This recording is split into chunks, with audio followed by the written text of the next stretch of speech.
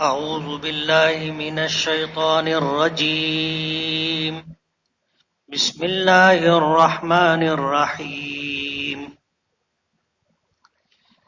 وما لكم ألا تنفقوا في سبيل الله ولله ميراث السماوات والأرض لا يستوي منكم من أنفق من قبل الفتح وقاتل أولئك أعظم درجة من الذين أنفقوا من بعد وقاتلوا وكلا وعد الله الحسنى والله بما تعملون خبير.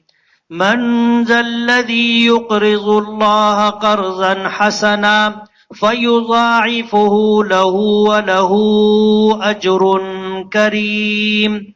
يوم ترى المؤمنين والمؤمنات يسعى نورهم بين أيديهم وبأيمانهم بشراكم اليوم جنات تجري من تحتها الأنهار خالدين فيها ذلك هو الفوز العظيم. يوم يقول المنافقون والمنافقات للذين آمنوا انظرونا نقتبس من نوركم قيل ارجعوا وراءكم فالتمسوا نورا فضرب بينهم بسور له باب باطنه فيه الرحمة وظاهره من قبله العذاب. ينادونهم ألم نكن معكم قالوا بلى ولكنكم فتنتم أنفسكم وتربستم وارتبتم وغرتكم الأماني حتى جاء أمر الله وغركم بالله الغرور. فاليوم لا يؤخذ منكم فدية ولا من الذين كفروا مأواكم النار هي مولاكم وبئس المصير. صدق الله العظيم. سبحانك لا علم لنا إلا ما علمتنا إنك أنت العليم الحكيم. رب اشرح لي صدري ويسر لي أمري واحلل عقدۃ من لسانی یفقہوا قولی. پناہ مانگتا ہوں میں اللہ تعالیٰ کی شیطان مردود سے. شروع کرتا ہوں میں اللہ کے نام سے جو بڑا مہربان بڑی رحمتوں والا ہے. اور کیا ہو گیا ہے تمہیں کہ تم اللہ کے راستے میں خرچ نہیں کرتے ہو؟ درا حالے کہ اللہ ہی کے لیے آسمانوں اور زمین کی میراث ہے، وہی تنہا اس کا مالک ہے. تم میں سے جن لوگوں نے فتح سے پہلے اللہ کے راستے میں خرچ کیا اور جہاد کیا، وہ ان لوگوں کے مقابلے میں بڑے درجے والے ہیں جنہوں نے فتح کے بعد خرچ کیا اور جہاد کیا. اللہ تعالیٰ کا سب سے خوبی کا وعدہ ہے اور اللہ جو کچھ تم کرتے ہو اس سے پوری طرح باخبر ہے. کون ہے جو اللہ تعالیٰ کو قرض حسنہ دے؟ بس اللہ تعالیٰ اس کو دگنا کرے اور اس کے لیے عزت والا اجر اور نیکی ہے. جس دن ایمان والوں کو آپ، ایمان والے مردوں اور عورتوں کو آپ دیکھو گے کہ ان کے آگے اور ان کے دائیں بائیں نور دوڑ رہا ہوگا، چل رہا ہوگا. تمہارے لیے اس دن خوشخبری ہوگی ایسی جنتوں اور باغات کی جس کے نیچے سے نہریں بہتی ہیں، جس میں وہ لوگ ہمیشہ ہمیشہ رہیں گے، اور یہ بہت بڑی کامیابی ہے. اس دن منافق مرد اور عورتیں کہیں گے ان لوگوں سے جو ایمان لائے کہ تم ہمارا انتظار کرو تاکہ تمہارے نور اور روشنی سے ہم بھی فائدہ اٹھائیں. تو انہیں کہا جائے گا کہ تم پیچھے واپس جاؤ اور نور ڈھونڈو اور تلاش کرو. پھر منافقین اور ایمان والوں کے درمیان ایک دیوار حائل کر دی جائے گی جس میں دروازہ بھی ہوگا. جس کے اندر رحمت ہوگی اور جس کے باہر سامنے کی طرف عذاب ہوگا. وہ لوگ پکاریں گے ان کو، ایمان والوں کو، کہ کیا ہم دنیا میں تمہارے ساتھ نہیں تھے؟ تو ایمان والے کہیں گے بلا، کیوں نہیں، تم ہمارے ساتھ تھے، لیکن تم لوگوں نے اپنے آپ کو فتنوں میں مبتلا کر رکھا تھا اور تم انتظار کرتے رہے اور تم نے شک شبہ کیا، تمہیں تمہاری جھوٹی تمناؤں نے دھوکے میں ڈالے رکھا، یہاں تک کہ اللہ کا فیصلہ آ گیا اور تمہیں دھوکے میں رکھا گیا اللہ سے دھوکے بازوں نے. پر جس دن نہیں لیا جائے گا تم سے کوئی فدیہ اور نہ کسی قسم کا بدلہ، کسی قسم کا بدل، اور نہ ان لوگوں سے جنہوں نے کفر کیا تھا، تمہارا ٹھکانہ جہنم ہے اور یہی جہنم ہی تمہاری رفیق ہے، اور کتنا برا ٹھکانہ ہے. یہ سورہ حدید کی چند آیتیں ہیں، ترجمہ آپ نے سنا. اللہ تعالیٰ فرماتے ہیں کہ کیا ہو گیا ہے تمہیں کہ تم اللہ کے راستے میں خرچ نہیں کرتے. اس کے اولین مخاطب تو وہی لوگ تھے جس وقت یہ آیتیں نازل ہوئی، یعنی صحابہ کرام رضوان اللہ تعالی علیہ مجمعین، جس میں مرد بھی تھے، عورتیں بھی تھیں. لیکن یہ حکم ہم لوگوں کے لیے بھی ہے اور قیامت تک آنے والے ہر ایمان والے مرد اور عورت کے لیے. اللہ تعالیٰ کا سوال ہے کہ تمہیں کیا ہو گیا ہے کہ تم اللہ کے راستے میں خرچ نہیں کرتے، جبکہ جو کچھ مال ہمارے پاس ہے یہ اللہ ہی کا دیا ہوا ہے، ہمارا نہیں ہے. قرآن کریم میں آتا ہے ان اللہ اشترى من المؤمنین انفسهم واموالهم بان لهم الجنہ، کہ اللہ تعالیٰ نے تم سے تمہاری جانیں اور تمہارے مال خرید لیے ہیں جنت کے بدلے میں. اب ظاہر بات ہے اللہ نے ہمیں ایمان کی دولت عطا کی، نیک اعمال کی توفیق عطا فرمائی، تو اس کے بدلے میں اللہ ہمیں جنت دیں گے. لیکن جنت کی قیمت کیا ہے، یا ہمیں جنت کیوں ملے گی اور اس کے بدلے میں ہمیں کیا دینا پڑے گا؟ تو وہ ہماری جان اور ہمارا مال یہ ہم نے اللہ کو دے دیا ہے. اب ہم اپنی جانوں کے مالک نہیں ہیں اور ہمارے مالوں کے بھی ہم مالک نہیں ہیں، حقیقی مالک اللہ ہے. ہمارے دنیا میں مالک ہونے کا مطلب یہ ہے کہ یہ مال جو میرے پاس ہے اس میں تصرف کرنے کا، خرچ کرنے کا، لینے دینے کا اختیار اللہ نے مجھے دیا ہے. میرے پاس جو مال ہے اس میں تصرف کا اختیار دوسروں کو نہیں ہے. دنیا میں اس کے مالک ہونے کا مطلب یہ ہے، اور اللہ نے اس میں بھی حد مقرر کی ہے کہ ہم اپنی جانوں میں کتنا تصرف کر سکتے. حد مقرر کی کہ ہم اللہ کی عبادت بھی کریں گے تو وہیں تک اپنی جانوں کو تھکائیں گے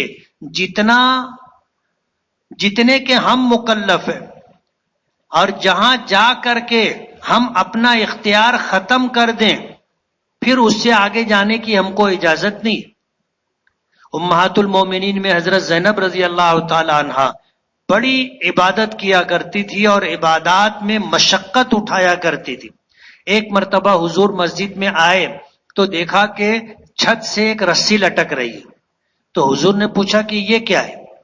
تو بتانے والوں نے بتایا کہ حضرت زینب رضی اللہ تعالی عنہا رات میں اپنے آپ کو رسی سے باندھ لیتی ہیں اور عبادت کرتی رہتی تاکہ نیند کی وجہ سے گر نہ جائے.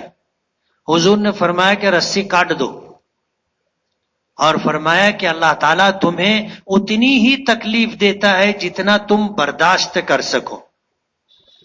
ہم اپنی جانوں کے مالک اگر ہیں تو ہمیں یہ اختیار نہیں ہے کہ ہم خودکشی کر لیں.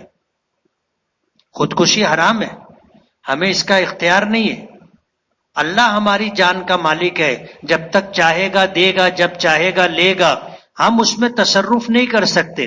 اسی طرح مال میں بھی ہمیں ایک حد تک تصرف کا اختیار ہے. ہمارے مالوں کا حقیقی مالک اللہ ہے، دنیا والوں میں ہمیں جو مالک کہا یا سمجھا جاتا ہے صرف تصرف کی حد تک. یہی وجہ ہے کہ ہم اپنے مالوں کو گناہ کے کاموں میں خرچ نہیں کر سکتے، اور اگر ہم نے اپنا مال گناہ کے راستے میں خرچ کیا ہے تو ہم نے اپنے اختیار سے تجاوز کیا ہے. کل قیامت کے دن ہمیں اس کا حساب دینا پڑے گا. ہم اپنے مالوں کو آگ نہیں لگا سکتے. کوئی کہے کہ میرا مال ہے، یہ 100 کا نوٹ اور یہ لائٹر، ہمیں اس کی اجازت نہیں ہے. مال ہم ضائع نہیں کر سکتے، شریعت نے ہمیں منع کیا ہے. تو اللہ نے ہماری جانوں کو اور مالوں کو خرید لیا ہے. حقیقت میں ہماری جانوں اور مالوں کا مالک اللہ ہے. تو ہمارے پاس جو کچھ ہے اللہ کا دیا ہوا ہے. اللہ نے ہمیں تصرف کرنے کا اختیار دیا ہے. تو اللہ پوچھتا ہے کہ تم کو کیا ہو گیا ہے کہ تم میرے راستے میں خرچ نہیں کر رہے ہو؟ دیا ہوا تو میرا ہے اور حقیقی مالک تو میں ہی ہوں. کہنے کا مطلب یہ ہے کہ اللہ کے راستے میں خرچ کرو، بچا بچا کر کے، گن گن کر کے اور تھپی لگا کر کے مت رکھو، اللہ کے راستے میں خرچ کرو. فرماتے ہیں کہ آسمانوں میں اور زمین میں جو کچھ ہے اس کا تنے تنہا حقیقی مالک اللہ ہے. وَلِلَّهِ مِيرَاثُ السَّمَاوَاتِ وَالْأَرْضِ. اس کے بعد اللہ نے ایک ضابطہ ذکر فرمایا کہ تم میں سے جن لوگوں نے فتح مکہ سے پہلے اللہ کے راستے میں مال خرچ کیا، اللہ کے راستے میں جہاد کیا، وہ ان لوگوں کے برابر نہیں ہے جن لوگوں نے فتح مکہ کے بعد مال خرچ کیا اور جہاد کیا. دونوں اجر و ثواب میں برابر نہیں ہو سکتے. فتح مکہ سے پہلے جن لوگوں نے اللہ کے راستے میں خرچ کیا اور جہاد کیا وہ اجر و ثواب میں بہت بڑے درجے تک پہنچے ہوئے ہیں ان کے مقابلے میں جنہوں نے بعد میں خرچ کیا اور بعد میں جہاد کیا. کیوں؟ فتح مکہ کے پہلے حالات کچھ اور تھے اور فتح مکہ کے بعد حالات کچھ اور ہو گئے. فتح مکہ سے پہلے مسلمان کمزور تھے، مالی اعتبار سے بھی کمزور تھے، اور جہاد اور قتال کے مقابلے میں بھی تعداد کم تھی، ہتھیار نہیں تھے، کم تھے. تو ظاہر بات ہے کہ تنگ دستی میں اور ضرورت کے موقع پر جن لوگوں نے خرچ کیا ان کی نیکیاں کچھ اور ہیں، اور جن کے پاس آ گیا، فتح مکہ کے بعد حالات بدل گئے تھے، مسلمانوں کے پاس مال بھی آ گیا تھا، غریبی ختم ہو رہی تھی. مسلمان پہلے کمزور تھے، فتح مکہ کے بعد مضبوط ہو گئے. فتح مکہ سے پہلے کم تھے، فتح مکہ کے بعد تو لوگ فوج در فوج اسلام میں داخل ہوئے. ظاہر بات ہے حالات بدل گئے. تو بدلے ہوئے حالات میں جن لوگوں نے خرچ کیا یہ دونوں اجر و ثواب میں برابر نہیں ہو سکتے. یہی وجہ ہے کہ حضرت ابو بکر صدیق رضی اللہ تعالی عنہ نے نبی کریم صلی اللہ علیہ وسلم پر اس وقت خرچ کیا تھا جب ضرورت تھی، جب مسلمانوں کے پاس مال نہیں تھا. تو حضرت ابو بکر نے اس وقت خرچ کیا تھا، اور حضور کا ساتھ اس وقت دیا تھا جب کوئی ساتھ دینے والا نہیں تھا، اور اللہ کے راستے میں جہاد و قتال کیا تھا اس وقت جب کمزور حالت میں تھے، تعداد میں کم تھے. یہی وجہ ہے کہ حضرت عمر کے مقابلے میں، حضرت عثمان اور علی کے مقابلے میں حضرت ابو بکر صدیق کا مقام بہت بلند ہے. اسی لیے حضور نے فرمایا تھا کہ مجھ پر جن جن لوگوں نے احسان کیا میں نے ان کے احسان کا بدلہ چکا دیا، سوائے حضرت خدیجہ کے اور ابو بکر صدیق کے، اور ان کے احسان کا بدلہ اللہ دے گا. ان کے احسان کا بدلہ اللہ دے گا. باقی سب کے احسان میں نے چکا دیے. اور یہی وجہ تھی کہ اپنے بعد مصلی پر ابو بکر صدیق کو کھڑا کیا اور مسلمانوں کو یہ پیغام دیا کہ میرے بعد تمہارے ذمہ دار اور امام کون رہیں گے؟ ابو بکر صدیق رہیں گے.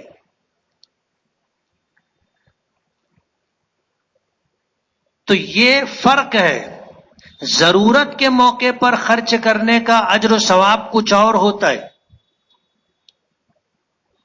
یہی وجہ ہے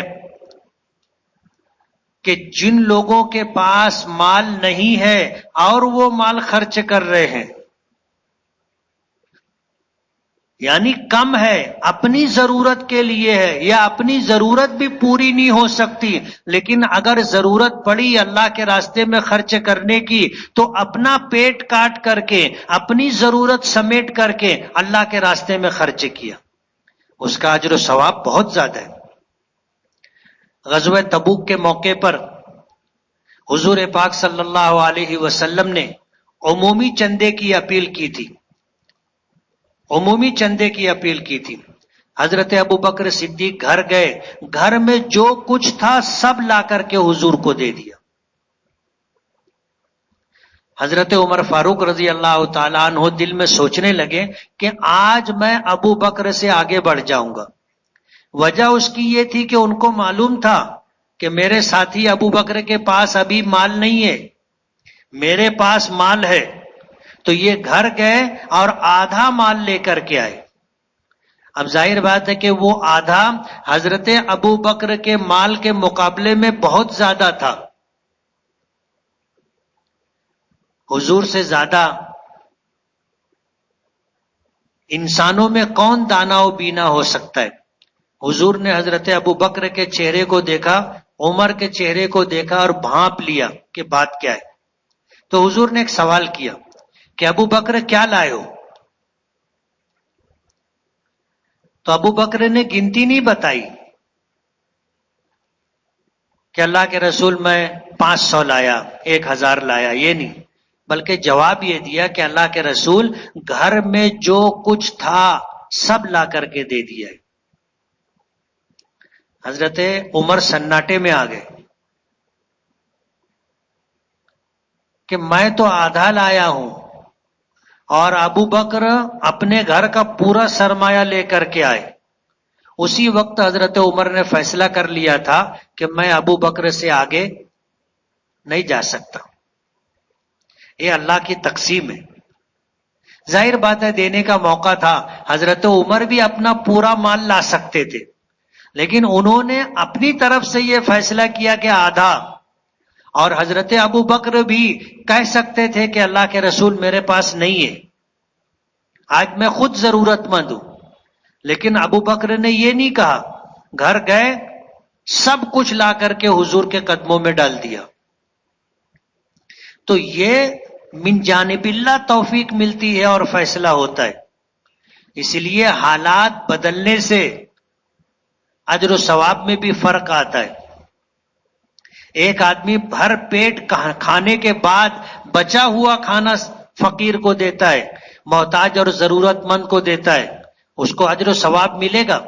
لیکن ایک شخص وہ ہے کہ اس کو معلوم تھا کہ میرے پڑوس میں بھوکے ہیں، تو اس نے آدھا کھاتے ہوئے آدھا اپنے پڑوسیوں کو دے دیا۔ اجر و ثواب میں دونوں برابر نہیں ہو سکتے۔ وَكُلًّا وَعَدَ اللَّهُ الْحُسْنَى، لیکن اللہ کا ہر ایک سے بہترین وعدہ ہے، اللہ سب کو اجر دے گا، لیکن ضرورت کے پیش نظر خرچ کرنے والے لوگوں کو زیادہ دے گا، ان کے درجات بلند ہوں گے۔ اور جو کچھ تم کرتے ہو اللہ پوری طرح باخبر ہے، یعنی ہماری کوئی حالت اللہ سے چھپی ہوئی نہیں ہے۔ اجر کون دیتا ہے؟ اللہ دیتا ہے، اور اللہ ہمارے حالات سے پوری طرح باخبر ہے۔ جب مال اللہ نے دیا ہے تو اللہ پوچھتے ہیں تم میں سے کون ہے جو اللہ کو قرض حسنہ دے گا؟ قرض حسن اور حسنہ کا مطلب یہ ہے اچھا قرض، خوش دلی کے ساتھ دے رہا ہے، خوش دلی کے ساتھ دے، موڈ خراب کر کے نہیں کہ دے رہا ہے لیکن سنا کے دے رہا ہے، جب دیکھو جب منہ اٹھائے چلے آتے مانگنے کے لیے، اور تم کو دینے کے لیے میں ہی دکھتا ہوں کیا؟ دے رہا ہے لیکن تن پھن کر کے دے رہا ہے۔ یہ احسن طریقہ نہیں ہے۔ احسن طریقہ جس کو دے رہا ہے اس کو ذلیل نہ کرے، جس کو دے رہا ہے اس پر احسان نہ جتائے، جس کو دے رہا ہے کشادہ پیشانی خندہ روئی کے ساتھ دے، پیشانی پر بل چڑھا کر کے، منہ چڑھا کر کے نہیں،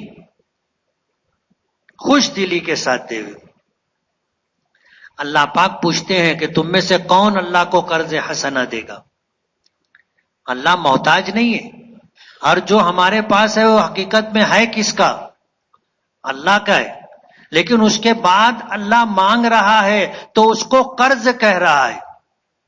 قرض کہنے کا مطلب یہ ہے کہ جیسے قرض لینے کے بعد قرض کی ادائیگی اور واپسی ضروری ہے، اسی طرح ہم اگر اللہ کے راستے میں خرچ کریں گے تو اللہ اجر بھی یقینی طور پر دے گا۔ اجر کے معاملے میں کوئی شک شبہ نہیں۔ قرض کا مطلب یہ، اللہ پاک فرماتے ہیں فَيُضَاعِفُهُ لَهُ وَلَهُ أَجْرٌ كَرِيمٌ، جو کچھ تم دو گے اللہ اس کو دگنا، سہ گنا، چار گنا اور جتنا چاہے اتنا بڑھا سکتا ہے اللہ پاک۔ حدیث پاک میں آتا ہے کل قیامت کے دن میدان محشر میں جب پیشی ہوگی اور نیکیاں اور گناہ سامنے لائے جائیں گے تو ایک شخص دیکھے گا کہ اس کی نیکیوں میں ایک نیکی ایسی ہے جو احد پہاڑ کے برابر ہے، تو وہ دیکھے گا، پھر ادھر ادھر دیکھے گا، وہ سوچے گا کہ اتنی بڑی نیکی تو میں کبھی کیا ہی نہیں، میرے نام اعمال میں اتنی بڑی نیکی کہاں سے آ گئی؟ کہیں فرشتوں سے غلطی تو نہیں ہو گئی کہ کسی اور کی نیکی تھی اور میرے نام اعمال میں ڈال دیے؟ لیکن ضرورت کا وقت ہوگا وہ سوچے گا کسی کا بھی ہو اپنے نام اعمال میں آیا نا۔ اس کی حیرت کو فرشتے محسوس کریں گے، لیکن فرشتوں کو پتہ نہیں ہوگا کہ بات کیا ہے۔ اللہ علیم و خبیر ہے۔ اللہ پاک بندے سے پوچھیں گے کیا بات ہے، کیا سوچ رہا ہے؟ تو بندہ کہے گا کہ اللہ اس نیکی کو دیکھ کر کے میں سوچ رہا تھا کہ میں نے تو اتنی بڑی نیکی کبھی کی نہیں، میرے نام اعمال میں اتنی بڑی نیکی ہے۔ تو اللہ پاک فرمائیں گے کہ تو نے میری رضا کے لیے خاموشی کے ساتھ ایک کھجور صدقہ کی تھی۔ کیا صدقہ کیا تھا؟ ایک کھجور، میری رضا کے لیے، دکھاوے کے لیے نہیں، خاموشی کے ساتھ تو نے، ہم نے اس صدقے کی پرورش کی،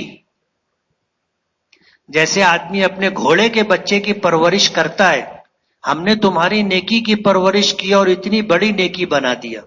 فَيُضَاعِفُهُ لَهُ، اللہ تعالیٰ ہماری نیکیوں کو دگنا، سہ گنا، چار گنا، 10 گنا، 100 گنا، 1000 گنا جتنا بڑھانا چاہیں گے بڑھائیں گے، اور اس کی بنیاد کیا ہوگی؟ ہمارا اخلاص۔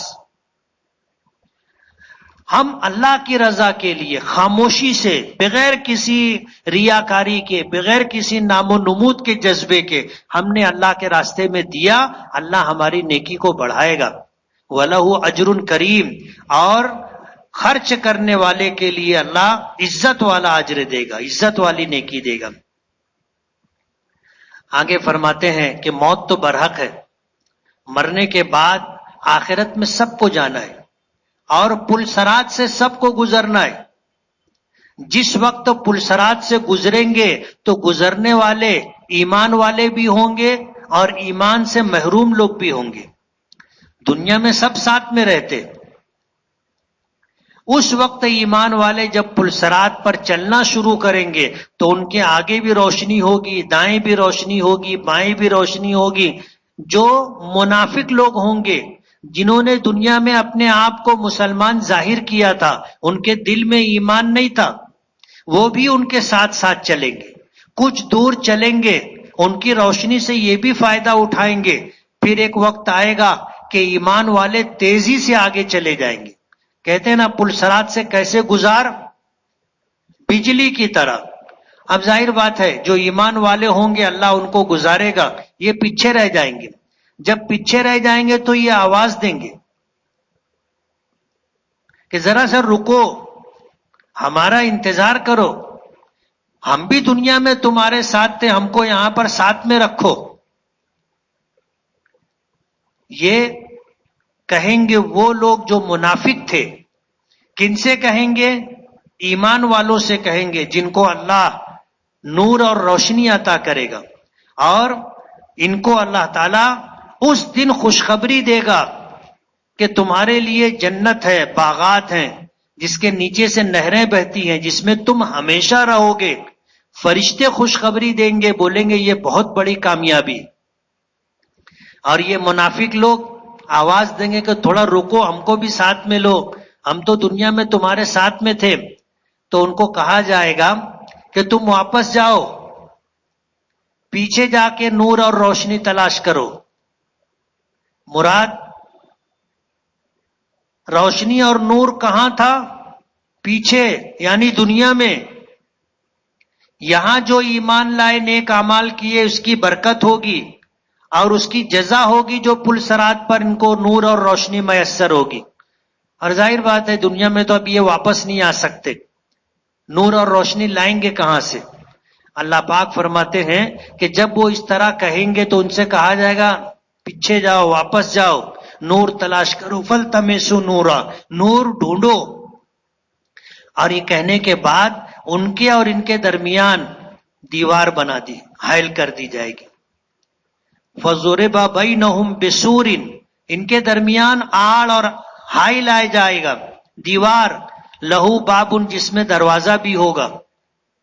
اور فرماتے ہیں باطنہ فیہ الرحمہ، اس دروازے سے ان کو اندر جنت نظر آئے گی، لیکن دروازے تک جا نہیں سکیں گے۔ کیوں؟ آگے ان کے ظاہرہ فی باطنہ فیہ الرحمہ وظاہرہ من قبلہ العذاب، آگے اللہ کا عذاب ہوگا جو ان کو وہاں تک جانے ہی نہیں دے گا۔ تو یہ کہیں گے ینادونہم الم نکم معکم، کہ سنو تو ہم تو تمہارے ساتھ تھے نا۔ تو ایمان والے کہیں گے بلا تم ہمارے ساتھ تھے، نہیں تھے ایسا نہیں، ساتھ میں تھے۔ وَلَكِنَّكُمْ فَتَنْتُمْ أَنفُسَكُمْ، لیکن تم لوگوں نے اپنے آپ کو، اپنی جانوں کو فتنے میں ڈال کے رکھا۔ وَتَرَبَّصْتُمْ، اور تم راہ دیکھتے رہے، انتظار کرتے رہے کہ کب ہم تباہ و برباد ہوں گے، ہم پر حالات آئیں گے، مصیبت اور پریشانی آئے گی، دشمن ہم کو مٹا دیں گے، تم ہماری تباہی و بربادی کا انتظار کرتے رہے۔ وَارْتَبْتُمْ، اور تمہیں اللہ اس کے رسول کی باتوں پر یقین نہیں تھا، تم شک شبہ کرتے رہے۔ وَغَرَّتْكُمُ الْأَمَانِي، اور تمہیں تمہاری جھوٹی تمناؤں نے آرزوؤں میں دھوکے میں رکھا، یہاں تک کہ اللہ کا فیصلہ آ گیا۔ اور اللہ کے فیصلے سے مراد موت آ گئی، تمہارا بھی کام ختم ہو گیا، ہمارا بھی ختم ہو گیا، لیکن ایمان اور نیک اعمال کی وجہ سے ہمیں راحت ہے۔ تمہارے پاس ایمان اور نیک اعمال نہیں تھے تو تم پر عذاب ہے۔ وَغَرَّكُمْ بِاللَّهِ الْغَرُورُ، اور اللہ کے نام سے تمہیں لوگوں نے دھوکے میں ڈال کے رکھا اور تم دھوکے میں رہے۔ ظاہر بات ہے جب میدان محشر میں پہنچیں گے تو کہا جائے گا آج نہ اللہ کے عذاب سے بچنے کے لیے نہ تم سے کوئی فدیہ نہ کوئی بدلہ، کچھ نہیں لیا جائے گا۔ قرآن کریم میں آتا ہے کہ اگر کوئی شخص قیامت کے دن اللہ کے عذاب سے بچنے کے لیے پوری دنیا بھی اللہ کے سامنے پیش کر دے کہ اللہ یہ قبول کر لو اور مجھے عذاب سے نجات دے دو، تو نجات نہیں ہوگی۔ ظاہر بات ہے دنیا کسی کے پاس رہے گی بھی نہیں، لیکن سمجھانے کے لیے بتایا کہ پوری دنیا کا اگر کوئی شخص اکیلے مالک ہو اور وہ اللہ کے عذاب سے بچنے کے لیے یہ بدلے کے طور پر دینا چاہے، قبول نہیں کیا جائے گا۔ یہاں کہتے ہیں لا یؤخذ منکم فدیہ، تم سے جان چھڑانے کے لیے، عذاب سے بچنے کے لیے کوئی فدیہ نہیں لیا جائے گا، اور نہ ان لوگوں سے کوئی فدیہ لیا جائے گا جنہوں نے کفر کیا تھا۔ اللہ کے عذاب سے تمہیں کوئی بچا نہیں سکتا، یعنی مشرکین و کافرین اور منافقین کوئی اللہ کے عذاب سے نہیں بچے گا۔ فرمایا مأواکم النار، تمہارا ٹھکانہ تو جہنم، ہی مولاکم، اب جہنم ہی تمہاری رفیق ہے۔ تمہارے ساتھ کون رہے گا؟ جہنم رہے گی۔ مولا کا ایک معنی ساتھی بھی آتا ہے، اور مولا کا ایک معنی سرپرست بھی آتا ہے. اللہ تعالیٰ جہنم کو سوجھ بوجھ دے دیں گے اور اس کو مکلف کر دیں گے کہ ان کی خوب اچھی کٹائی کرنا. تو جہنم جو ہے بولے گی بھی، مارے گی بھی، جلائے گی بھی اور سنائے گی بھی. یا مولاکم وبئس المصیر، اور جہنم کتنا برا ٹھکانہ ہے.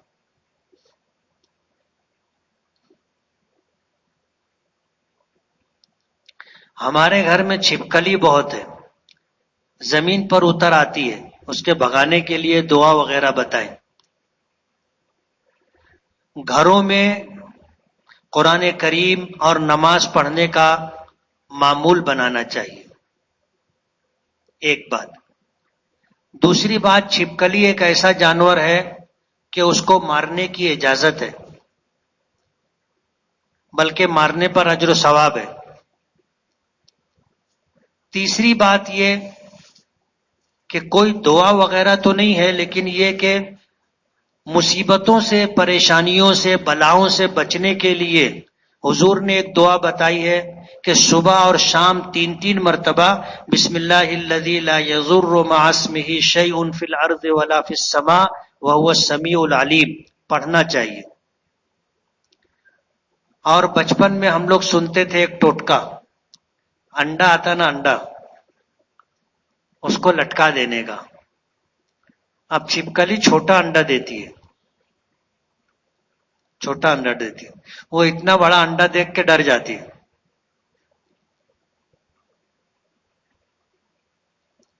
نماز چھوٹنے یا پھر قضا ہونے سے کس طرح بچا جائے؟ اہتمام کرنا چاہیے، فکر کرنی چاہیے تو بچیں گے. ہم کسی کو عزت سے کہنے کے لیے آپ کہتے ہیں، لیکن اللہ تعالیٰ کو تو بھی کہتے ہیں. اس کی وجہ کیا ہے؟ اصل میں آپ اور تم میں یعنی ایک سے زیادہ لوگ بھی آتے ہیں، اور تو جو ہے یہ وحدانیت کو ظاہر کرتا ہے کہ اللہ کے ساتھ کوئی بھی نہیں. دل کو کس طرح سنوارا اور بنایا جائے کہ وہ ہر وقت اللہ کی یاد میں رہے، اس کے لیے کوشش کرنا چاہیے ہر وقت اللہ کا ذکر کرنے کی. جب ہم چلتے پھرتے اٹھتے بیٹھتے اللہ کا ذکر کرتے رہیں گے تو یہ چیز پھر دل تک پہنچے گی اور دل بھی اللہ کو یاد کرنے لگے گا. اب اگر ہم ظاہری طور پر معمول نہ بنائیں تو پھر دل تک یہ بات نہیں پہنچتی. تحنیک کس کو کہتے ہیں؟ تحنیک کہتے ہیں تالو سے کسی کھانے والی چیز کو چپکانا. اور تحنیک سے مراد یہ ہے کہ جب کسی کے یہاں اولاد کی نعمت ملے، اللہ اولاد عطا کرے، تو کسی نیک آدمی کا چبایا ہوا لعاب ملا ہوا کوئی میٹھی چیز، کھجور ہو، شہد ہو، اس کے تالو میں لگا دینا چاہیے تاکہ وہ بچہ اس کو چوسے اور یہ اس کے پیٹ میں جائے. نیک آدمی کا جھوٹا اپنے بچوں کے پیٹ میں جائے، اس کو تحنیک کہتے ہیں. نظر اتارنے کے لیے گھروں میں مرچی استعمال کرتے ہیں، یہ کرنا کیسا ہے؟ کر سکتے ہیں، یہ بھی ایک طرح کا علاج ہے. عیدگاہ ایک راستے سے جائے دوسرے راستے سے لوٹنے کی کیا حکمت ہے؟ تاکہ زیادہ لوگوں کے اوپر مسلمانوں کی ہیبت طاری ہو کہ اتنے ڈھیر لوگ ہیں، یہ راستے والے دیکھے تو دوسرے راستے والے بھی دیکھے نا. صف کس طرح لگانا چاہیے؟ مؤذن کے دونوں جانب برابر تعداد ہونا ضروری ہے. صف اسی طرح لگے گی کہ مؤذن کے امام کے سامنے پیچھے ایک رہے، پھر دائیں پھر بائیں پھر دائیں پھر بائیں، اس طرح صف لگانی چاہیے.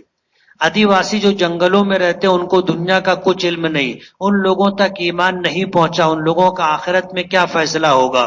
اللہ نے ان کو آنکھ دی، کان دیا، زبان دی، سوچنے سمجھنے کی صلاحیت دی، عقل دی. وہ غور کریں کہ یہ آسمان کس نے بنایا، زمین کس نے بنائی، کوئی تو ہوگا بنانے والا، اور جو بنانے والا ہے اس کو مانے اور اکیلا مانے. اور اگر ان تک اسلام کی بات نہیں پہنچی ہے تو وہ نماز، روزہ، زکوٰۃ، حج کے مکلف نہیں ہے. لیکن ایمان کے مکلف ہیں.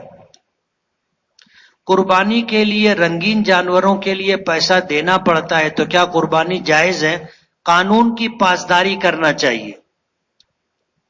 ہم لوگ ایسا سمجھتے ہیں کہ گائے اور بچڑے کا گوشت زیادہ اچھا ہوتا ہے، جبکہ طبی اعتبار سے گائے اور بچڑے کا گوشت پڑیا اور پڑوا کے گوشت کے مقابلے میں ہلکا ہوتا ہے. بلکہ حضور نے فرمایا کہ گائے کا دودھ پیو، اس میں شفا ہے، گوشت مت کھاؤ، اس میں بیماری ہے. لیکن ہم لوگوں کا ایک مزاج ہے، ہم لوگ وہی ڈھونڈتے ہیں، چوان چاہیے چوان. اور پڑیا اور پڑوا کا گوشت ابھی گھر کے سامنے لا کے باندھا، ابے بولے کالا لا کے باندھے. کالا ہی اچھا ہے. قانون کی پاسداری کرنا چاہیے. تقویٰ کہتے ہیں پرہیزگاری کو. شق القمر کہتے ہیں چاند کے ٹکڑے ہوئے تھے حضور کے اشارے پر، اس کو شق القمر کہتے ہیں. حضرت عیسیٰ آخر زمانے میں آئیں گے، ان کی قبر کہاں پر ہوگی؟ حضور کی قبروں کے برابر میں ان کی قبر ہوگی. 4 قبروں کی جگہ ہے وہاں پر. ایک حضور کی ہو گئی، ایک ابو بکر کی ہو گئی، ایک عمر کی ہو گئی. ایک جگہ خالی ہے، وہاں پر حضرت عیسیٰ دفن ہوں گے. غزوہ ہند کب ہوگا؟ لیکن اس کے لیے کوئی وقت متعین نہیں ہے. کب ہوگا اللہ بہتر جانتا ہے. ایک دوا ایسی ہے جو سدڑ کو اندر سے باہر کر کے اس کو سکھا کر اس کا پاؤڈر بنایا جاتا ہے. یہ جائز ہے یا نہیں؟ سدڑ کھانا جائز نہیں کھانا چاہیے. کن جگہوں پر پانی کھڑے ہو کر کے پی سکتے ہیں؟ جہاں بیٹھنے کی جگہ نہ ہو وہاں کھڑے ہو کر کے پی سکتے. دین آسان ہے، دین میں بہت سختی نہیں، کھڑے ہو کر کے بھی پانی پی سکتے. جیسے کوئی جگہ ہے وہاں بیٹھنے کی جگہ نہیں ہے، کھڑے ہو کے پانی پی سکتے. زمزم کا پانی کھڑے ہو کر کے پینا. اسی طرح وضو کا بچا ہوا پانی، جیسے لوٹے سے ہم اگر وضو کریں تو تھوڑا سا پانی بعض مرتبہ بچ جاتا ہے، تو اس کو کھڑے ہو کر کے پینے کا حکم ہے. بہت سے لوگوں سے سننے میں آتا ہے کہ وہ لوگ اکثر پیسے کو لکشمی بول دیتے ہیں. یہ بولنا کیسا ہے اور اس کے کیا برے اثرات ہیں؟ غیروں کا دیا ہوا لفظ ہے، لکشمی اور لکشمی نہیں بولنا چاہیے. حضور کی گستاخی اگر کوئی کرتا ہے تو کیا حکم ہے، اور اگر ہمارے سامنے کرتا ہے تو شریعت میں کیا حکم ہے؟ حضور کی گستاخی کرنے والا بہت بڑا گنہگار اور مجرم ہے. ہمیں اس کا جواب دینا چاہیے اور بتانا چاہیے کہ اللہ کے رسول صلی اللہ علیہ وسلم کی شان میں جو کچھ تم گستاخانہ طور پر کہہ رہے ہو یہ برابر نہیں. ہمارے نبی ایسے نہیں تھے. آپ ان کی سیرت پڑھو، ان کے اخلاق دیکھو. آج مصیبت یہ ہے کہ ہم کو ہی نہیں معلوم کہ ہمارے پیغمبر کیا تھے اور کیسے تھے، ہم دوسروں کو کیا بتائیں گے؟ یہ ہماری ذمہ داری تھی کہ ہم ان کو بتاتے. نہیں بتائے اس لیے وہ بول رہے ہیں. اخبار کے ذریعے معافی مانگنا کیسا ہے؟ درست ہے، مانگ سکتے. آمنا سامنا ہو جائے تو آمنے سامنے مانگ لیں. حج پر جانے والے شخص کو دعوت دینا، اس کو جوڑا دینا ضروری ہے؟ بالکل ضروری نہیں. یہ ہم لوگوں نے ایک رسم بنا لی ہے. ظہر کی اذان کے بعد اور جماعت سے پہلے فجر کی قضا پڑھ سکتے. کسی مجلس میں ایک شخص نے نماز پڑھ لی اور آپ کا نام لیا گیا تو کیا نماز میں درود بھیجیں یا سلام پھیرنے کے بعد؟ کالج کا ماحول اس طرح کا ہے کہ وہاں لڑکیوں سے بات کرنے کی ضرورت پڑ جاتی ہے پڑھائی کے تعلق سے، تو کیا نظر کی حفاظت اور نیت کی صفائی کے ساتھ جتنی ضرورت ہو اتنی بات کر سکتے ہیں؟ کر سکتے. تسبیح میں 2 بڑی موتی کیوں ہوتی ہے؟ وہ 33 دانے کو الگ الگ کرنے کے لیے ہوتی ہے نا. فجر کی نماز کے بعد اور عصر کی نماز کے بعد تسبیحات پڑھی جاتی ہے، سبحان اللہ، الحمدللہ، اللہ اکبر. وہ سمجھ میں آئے اس کے لیے. رزق کی تنگی اور پریشانی، بیماری، ڈپریشن سمجھ میں نہیں آ رہا ہے کیا کروں. صبح اور شام 300 مرتبہ استغفار پڑھنا چاہیے. اور ایک دعا ہے اللہم انت ربی لا الہ الا انت علیک توکلت وانت رب العرش الکریم ما شاء اللہ کان وما لم یشاء لم یکن ولا حول ولا قوة الا باللہ العلی العظیم اعلم ان اللہ علی کل شیء قدیر وان اللہ قد احاط بكل شیء علما اللہم انی اعوذ بک من شر نفسی ومن شر کل دابۃ انت آخذ بناصیتها ان ربی علی صراط مستقیم. ہر نماز کے بعد اس کو پڑھنا چاہیے. یہ سب مصیبت پریشانی دور ہو جائے گی. قربانی، زکوٰۃ، حج کتنے مال پر واجب ہے؟ تینوں کے لیے مقدار الگ الگ ہے. جو آدمی صاحب نصاب ہے اس پر زکوٰۃ اور قربانی دونوں واجب ہے.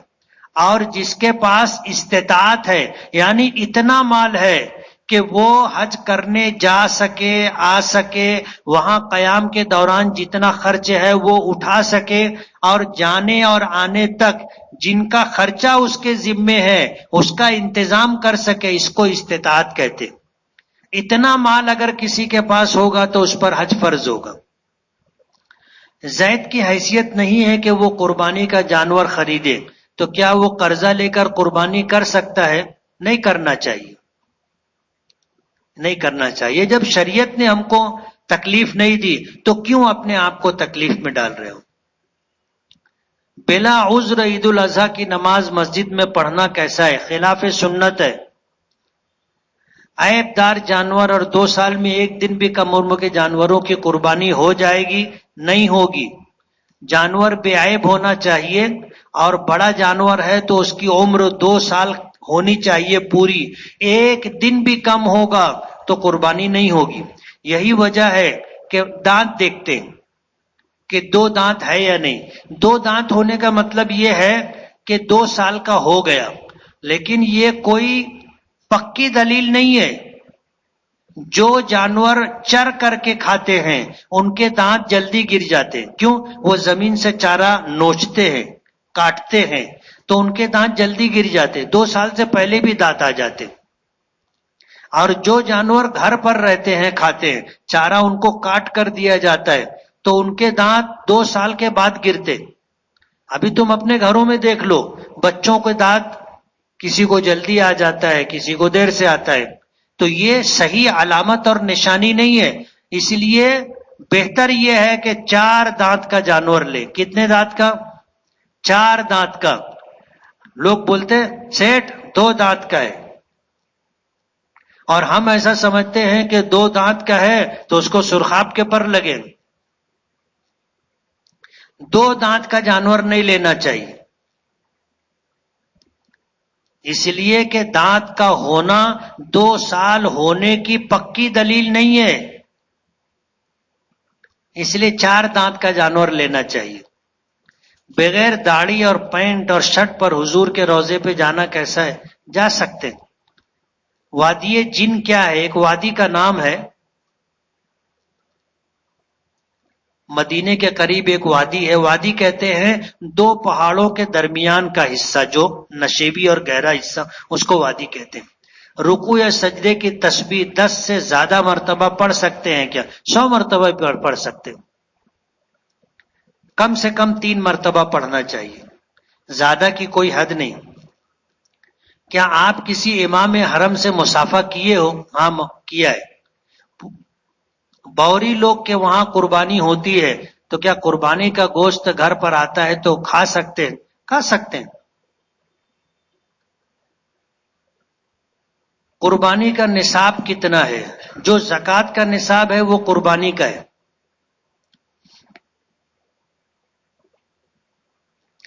قربانی واجب تھی، جانور خریدا گیا، وہ چوری ہو گیا یا گم ہو گیا تو کیا حکم ہے؟ اگر چوری ہو گیا یا گم ہو گیا تو اب تو ہم نے اپنی ذمہ داری پوری کر لی تھی. اگر حیثیت ہو تو اور جانور لے لینا چاہیے. جسم سے کتنی مقدار میں خون نکلتا ہے تو وضو ٹوٹتا ہے؟ زخم ہے، وہاں سے خون نکلا، اور زخم سے بڑھ گیا آگے، جیسے پھنسی تھی ہم نے ایسے نوچا، خون نکلا، اور جہاں سے نکلا وہیں پہ رہا، آگے پیچھے نہیں ہوا تو وضو نہیں ٹوٹا، لیکن ذرا سا بھی آگے بڑھ گیا تو وضو ٹوٹ گیا۔ میری والدہ مجھ سے ناراض ہے، بددعا دیتی رہتی ہے، میں معافی مانگنا چاہتا ہوں تو مجھے شرم آتی ہے، میں کیسے صلح کروں؟ یہ تو بہت عجیب بات ہے، ماں سے معافی مانگنے میں شرم آتی ہے، ڈوب مرنے کی بات ہے۔ قربانی میں مرحوم والدین دادا دادی کا نام حصہ لینا کیسا ہے؟ لینا چاہیے، اپنے مرحومین کی طرف سے اور اللہ کے نیک بندوں کی طرف سے حیثیت ہو تو قربانی کرنا چاہیے، اپنے بچوں کی طرف سے، اپنے گھر والوں کی طرف سے۔ قربانی کرنا ہے تو چاند دکھنے سے لے کر قربانی تک بال ناخن کاٹنے کی ممانعت ہے، ممانعت نہیں ہے، نہ کاٹنا مستحب ہے، نہیں کاٹو گے ثواب ملے گا، کاٹو گے تو کوئی گناہ نہیں ہے۔ کوئی شخص اگر چوری کے پیسے کا عطر لگا کر نماز پڑھتا ہے تو کیا اس کی نماز قبول ہوگی؟ نماز ہو جائے گی، قبول ہونا نہ ہونا اوپر والے کے اختیار میں۔ ظاہر بات ہے جب ہم کو یہ چیز اچھی نہیں لگ رہی، کھٹک رہی ہے، تو اوپر والے کو کیسے اچھی لگے گی؟ ذو نیشا نام رکھ سکتے ہیں یا نہیں، اس کا معنی بھی نہیں معلوم۔ جن ناموں کے متعلق ہمیں اطمینان نہ ہو وہ نام نہیں رکھنا چاہیے۔ اور دیکھو اچھا نام جتنا تھا وہ سب پہلے کے لوگ رکھ چکے، نیا نام ڈھونڈنے چاہو گے تو ایسے ہی سب نکلے گا، سمجھ رہے ہو؟ اچھا معنی نہیں رہتا۔ ذی الحجہ کے 10 دنوں کی فضیلت اور حدیث پاک سے ثابت ہے، قرآن پاک سے ثابت ہے۔ یوم عرفہ کی بھی فضیلت ہے، اس لیے روزوں کا اہتمام کرنا، نیکی کا اہتمام کرنا چاہیے۔ فجر کے بعد عام طور سے لوگ دھیان نہیں دیتے، خاص طور سے خواتین طلوع آفتاب سے پہلے نماز شروع کرتی ہیں اور درمیان میں سورج طلوع ہو جاتا ہے، وقت مکروہ شروع ہو جاتا ہے اور نماز پڑھتی رہتی ہے، تو کیا ایسے وقت نماز پڑھنے سے نماز ہو جائے گی؟ اگر درمیان میں سورج نکلا تو نماز نہیں ہوگی۔ اس لیے نماز کے اوقات کی معلومات لے کر کے نماز پڑھنا چاہیے۔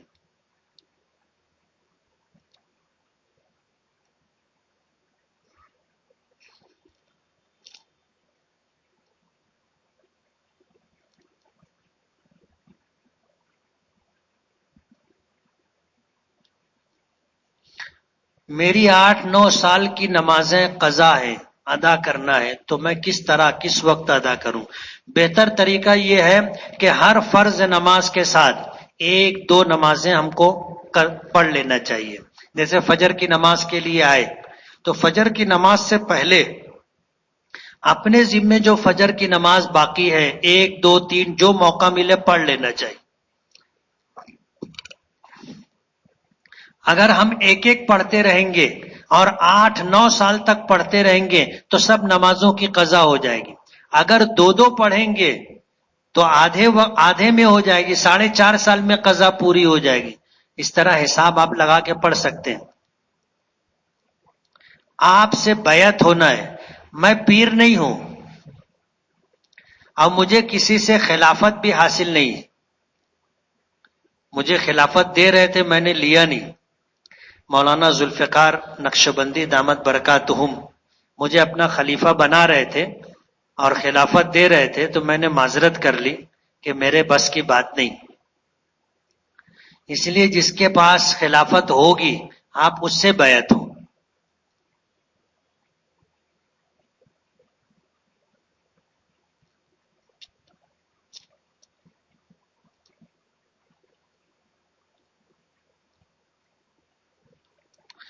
کسی نے پوچھا ہے کہ دارالعلوم ندوۃ العلماء کے موجودہ محتمم حضرت مولانا سعید الرحمان صاحب اعظمی کے والد محترم حضرت مولانا محمد ایوب اعظمی کو نیند میں چلنے کی بیماری تھی. ہاں تھی. میں ان کا شاگرد بھی ہوں، ان کا خادم بھی ہوں. یہ بیماری ہے، اس کو کابوس کہتے ہیں. آدمی جس طرح بیداری کی حالت میں چلتا ہے ایسے نیند کی حالت میں بھی چلتا ہے، اور جس طرح بیداری کی حالت میں کام کاج کرتا ہے نیند کی حالت میں بھی وہ سب کام کاج کر لیتا ہے. اس کو ایک کابوس کہتے ہیں. یہ بیماری ہے.